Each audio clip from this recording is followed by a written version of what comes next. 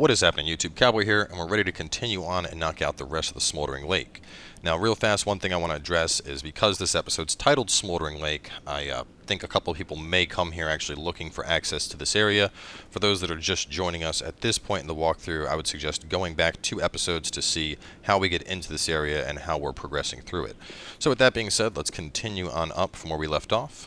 We had just taken down the Black Knight, and we're going to go up a series of ladders. We can get a Dragon Rider bow right up here, which is pretty nice. And then we're going to be fighting our way past some enemies, disabling the Ballista, snatching up some more items, and then fighting the giant bone worm to grab one of the coolest miracles in the game. So up ladder 1, we'll go up ladder 2, and you can see an item right there. That's our Dragon Rider bow. Just drop back down.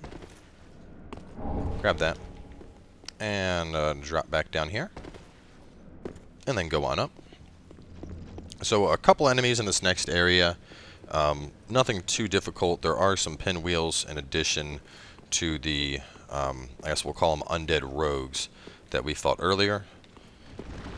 As soon as you get over here, swing on over to the left. That Ballista can hit us right now, so we want to get over to the left as soon as possible, and now we are safely out of the view of the Ballista.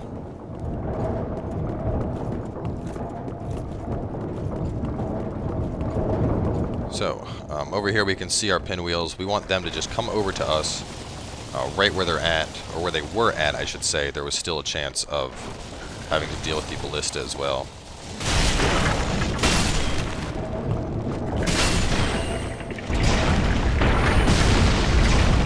Love all the large titan we're getting. You can hear the Ballista just pounding away, not very happy that we are approaching it. And what's interesting is that the Ballista is fully automated when you reach it. So, I messed around with it a bit. I'm not sure if there's a way to actually change it and have it attack for you. You can turn it off, and then alternatively you can actually turn it back on, which is kind of strange, all things considered. Come over here. Come on.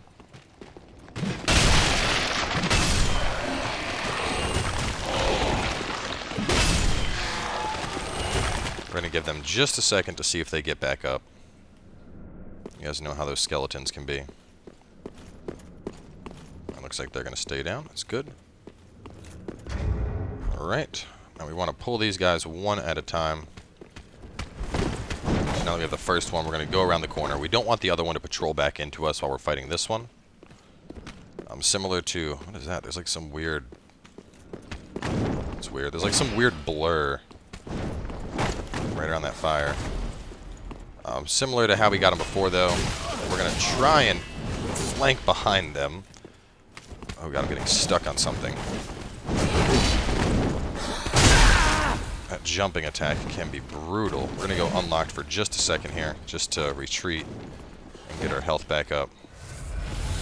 Nothing is worse than being stuck in visual lock of the enemy and being unable to move where you need to move.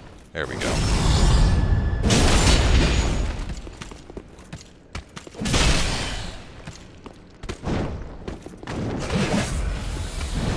So the big thing to watch out for, they seem a lot more likely to do their diving attack. For whatever reason, and I feel like back when we were fighting these guys in the Carthus Catacombs, they didn't do the diving attack too much. So do keep an eye out for that. It can be quite painful. At the same time, with a good positioning, you're able to just go right underneath them and get an easy backstab when they do it. So now we've made it to the Ballista. At this point, you're safe. It's not going to get you where we're at now. Let's see if we can bait the jump attack. Come on. Oh, that works.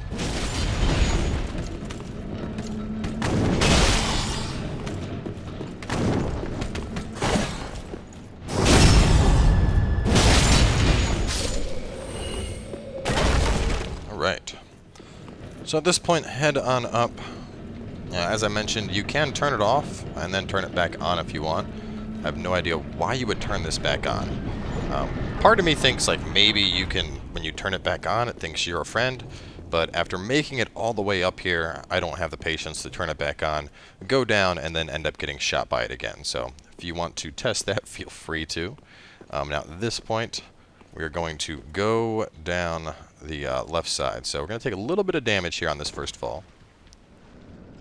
That's okay. The rest of the falls are a bit lighter. And real fast, let's see, follow down path. Yes, okay, so we have the crystal lizards, and we're going to be finding Horace in just a moment. Alright, so now we've basically made it down. Feel free to heal up at this point. We're going to go in here. Should be a crystal lizard any second now. There he is. Come here, little bugger. I love how we are able to just flip him over because of how heavy our weapon is. And now we're going to be taking on Horace. Oh, that's right. One more crystal lizard. Don't want to forget about that. Come here, little guy. No running. Oh, no. That's unacceptable. Horace. Shouldn't be down here, Horace. You'll notice he's also hostile.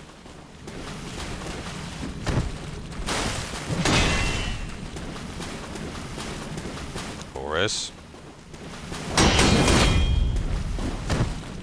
So one thing I should probably mention, I don't think I've mentioned up until now, but anytime you kill an NPC, like Horace for example, oh god, stop with those pokes.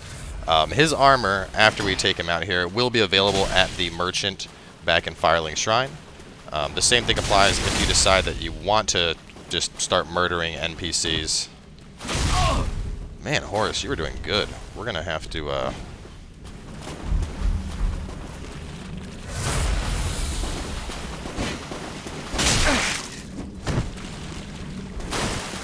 all we need is one parry on him. Unfortunately, I'm pretty terrible at parries.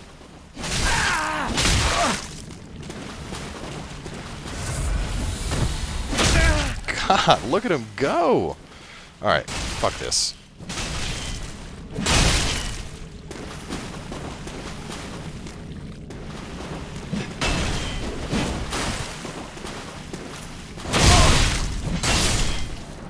I have more stagger potential than you. Get down. Give me that damn Leowen shield. Also pick up a couple pieces of loot. Got large Titanite shard. Another large Titanite shard. And the yellow bug pellet. Let's see. Titanite, yellow bug. Yep. Okay. That is all of our loot. So at this point, just to get a little bit faster, we're going to drop off our weapon. We're mostly done with this area. Not quite, though. A couple pieces of loot we're going to grab, including... we have 4 large Titanite, and then a Chaos Fire Gem, and then following that we got the Bone Worm. So, now that we have the Ballista disabled, we don't have to worry about that. So the only real threat to you here is going to be the crabs. Now, as you guys know, I absolutely hate dealing with the crabs. So I'm not even going to bother with them. I'm just going to leave them over there. Instead, we're just going to focus on getting our loot. So if we go up that way, that's where the bonfire was at if you're particularly low. One large Titanite. We're going to go play with him in just a little bit. You can just kind of leave him to his own devices for now.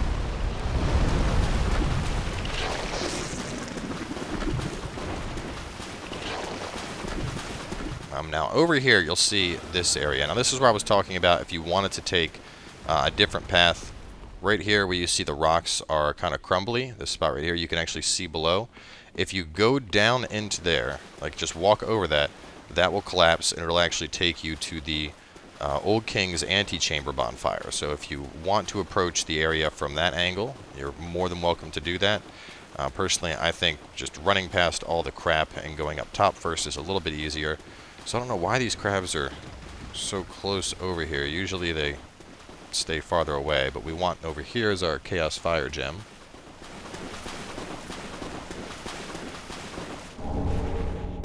I should have said Chaos Gem, but for those curious, I've mentioned it before, but the main difference is fire will split your weapon between 50% physical, 50% fire damage, whereas Chaos will do both fire damage and physical, but allow you to maintain your scaling whereas a fire gem would strip the scaling. In a similar manner, dark and deep function the same way. Deep removes scaling but gives you 50-50 dark physical, whereas a dark gem will give you dark and physical while you maintain scaling. Here's our 4th large titanite. Alright. And at this point, we'll just run back to the bonfire. We'll warp over to the demon ruins, and we will fight the undead bone worm. Now, I don't know what that thing is actually called. Undead bone worm is just a nice little name I've come up with for it.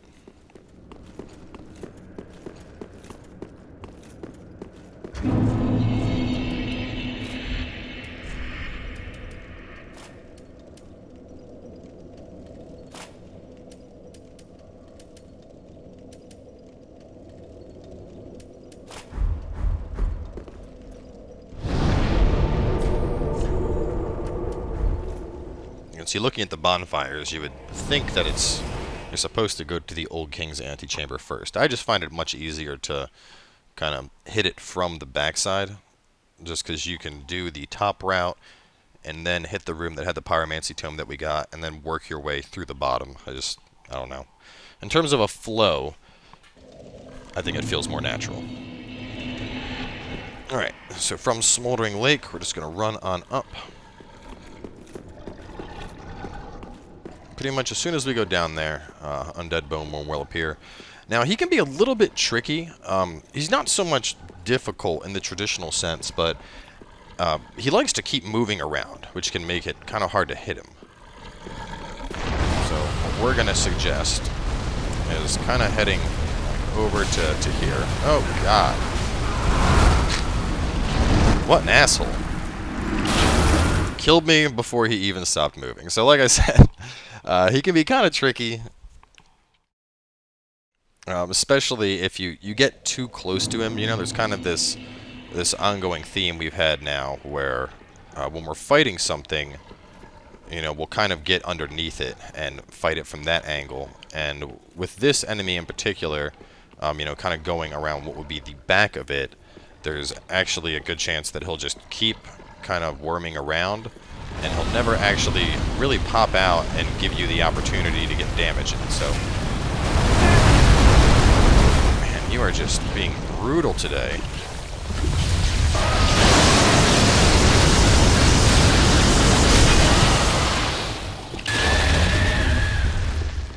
If we're over here where it can, like, clearly see us, it won't. There we go. It'll pop out, and now we can actually get some damage in.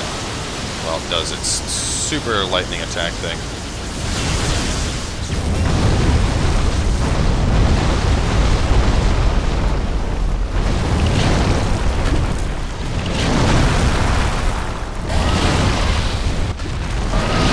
To kite a little bit.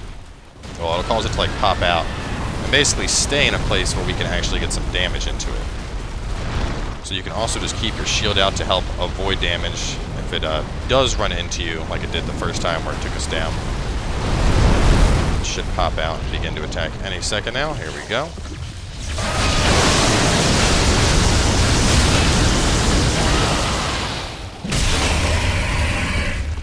It's not necessarily difficult, it just has a lot of health, you know. So once again, back over here. Just kind of let him do his thing.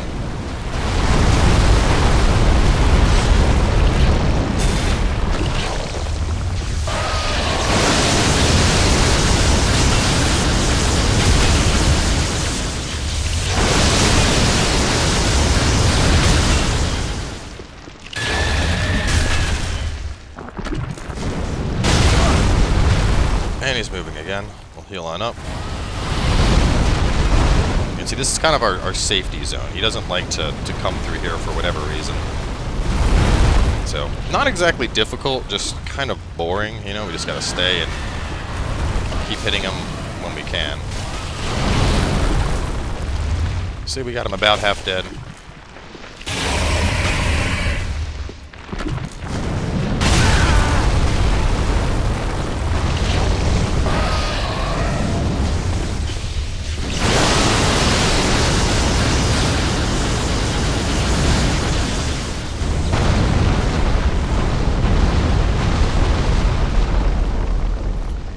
Come on.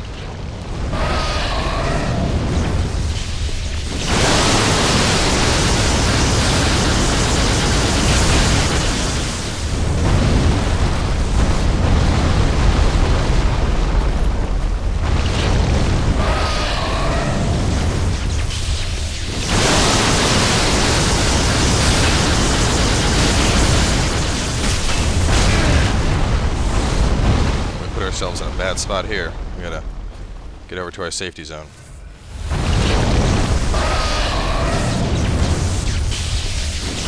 attacks.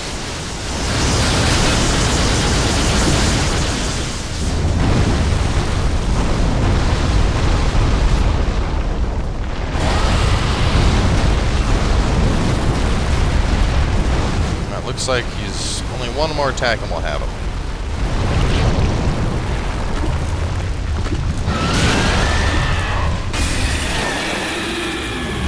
There we go. And lightning stake. Super, super cool miracle. We can also pick up our large titanite here. And our shield of want. So if you want to be a risk taker, feel free to pick up the shield of want as soon as you get to this area. It has an effect on it very similar to the covetous silver serpent ring. And it actually does stack with it, so you can use both the covetous silver serpent ring and the shield of want to increase your souls by a pretty nice margin. But with that, we are finally wrapped up with the Smoldering Lake area. So quite a bit of bullshit to deal with down here, but we got it all knocked out. And with that, we're going to head on back, talk to Anri, and then following that, we're going to make our way on over to the next area. Actually, oh, nope, that's right, can't go this way because the ladder is not down.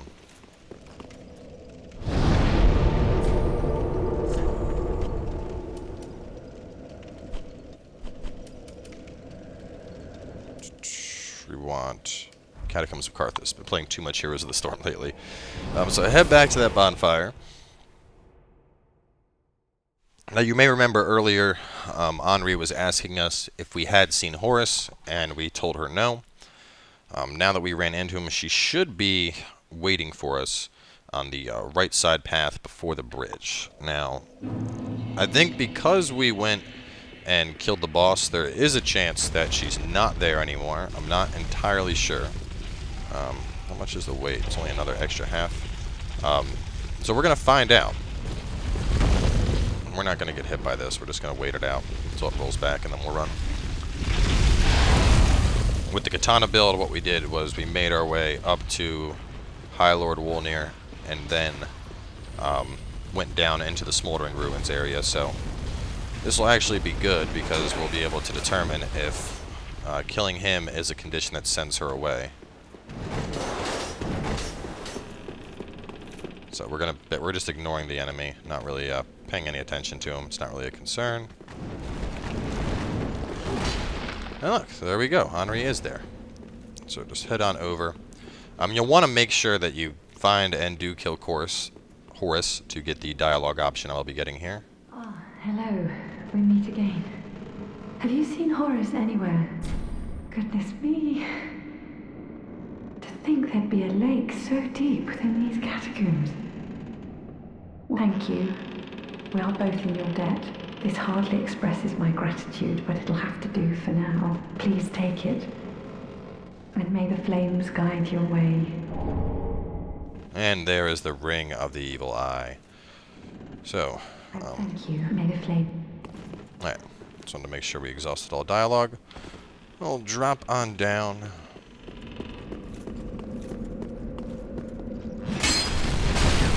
Break that just to make sure the skellies don't follow us.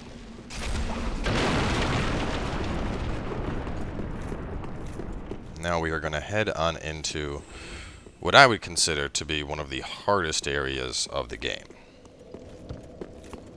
The boss for this upcoming area is very difficult. The enemies are very difficult. So prepare yourselves. This is actually where like the real Dark Souls 3 begins, in my opinion. Irithel of the Boreal Valley.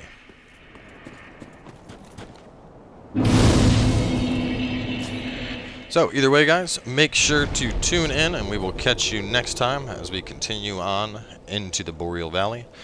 Quite a few areas coming up from here. Going through here, we'll actually find our split, which determines which Lord of Cinder we go to next. You could go for either Yorm the Giant or... I always forget his damn name. What is his name? God, what is his name? Aldrich. Aldrich of the Deep. I always forget Aldrich. Poor guy. Anyway, I was going to wrap up this one, so thanks for coming on by, and we will see you guys with the next episode as we take on Irithyll.